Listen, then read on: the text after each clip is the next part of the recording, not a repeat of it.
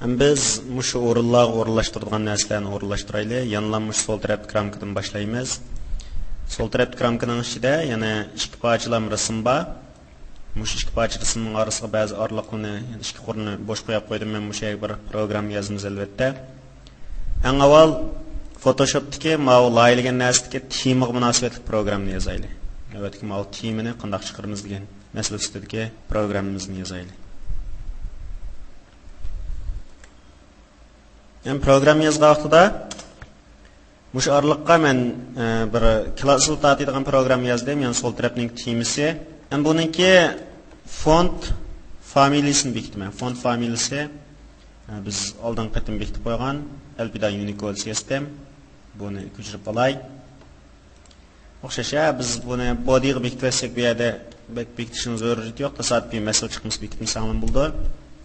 Font size 13 px 13 px.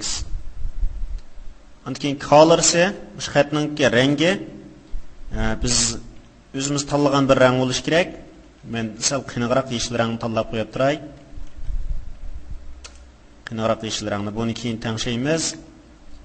Photoshop'dagi o'zimizniki parametrga asosan. Andan keyin buning to'g'rilanishi holati float sol tarafga olsin. Left ko'p bo'lsin. Buni birozdan keyin tushuntirma. Andan buningki egizligi 15 px olsun. 15 px olsun. Endi biz mush xatni yozgan vaqtda xatning ustidan tashlab qo'yadigan orliq bo'lish kerak. Yani buni margin deymiz. Marginninki biz necha vaqtdan yoq marginni 4 qimmatni berib ishlatib keldik. Mayad yana bottom left right top deydigan narsalar bor. Biz topni ishlatdik. 13 px olsun. 13 px orliq tashlab qo'ysin. Mushundaq bir turib tursin. Restima deb yozdim.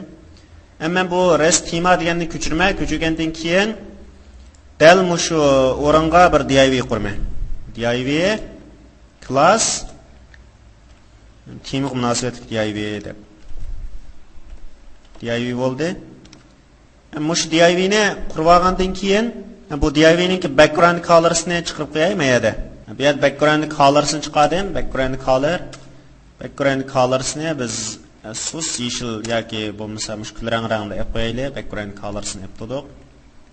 Endi batni yanglab boqaman. Batni yanglasam hozir menga bir narsa chiqib bermadi. Shundaqmi, hech qanday narsa chiqib bermadi. Men programga qarsam, buningki egizlik 15, kengligini bermabdi. Unda bo'lsa men kenglik qiymatini berib qo'yay. Kenglik qiymati xohlagancha bo'lsin. 335 px olsun. Andan keyin buni saqlab etdim. Saqlab etgandan yoqqa qarsam, nimaga bir dona tema yozdigan narsa chiqdi. Mening temam shu yozmoqchi bo'lgan temam qanday qilish kerak? Mush orliqqa kelish kerak deyapsizlar. Qoida bo'yicha biz Photoshop'da ko'rsatgan narsamiz bo'yicha mana mush orliqqa kelish kerakdi. Buningki qiymatini o'zimiz keyin tanishib olamiz. Hozir faqat qurilishini ko'rib turaylik. O'sha yerga tema yozgan bir narsa bekitdim. Bu temaning ichiga men bir xat olib qo'ydim hozir. Bir dona xat bor. Yoki bo'lmasa Muxtar Rozi chekitcom bo'lsin. Muxtar Rozi chekitcom degan bir xat bor edi. Programni qo'zg'atsam, bu yerda men bekitgan rangni tanlab berdi. Xatning razmeri men bekitgan o'lcham bo'yicha bo'ldi. 12 px. Xat shu Alpida Unicode systemning xat nusxasi bo'ldi. Mana shu o'ringa chiqib berdi.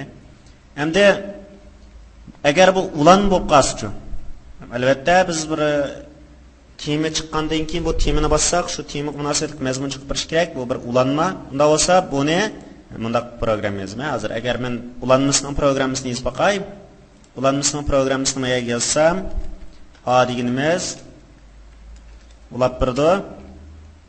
Tang hech narsani ulamadi. Hamda mal a mushxatni ulanma qilgan holatda keladi. Shundaq bir programma bu.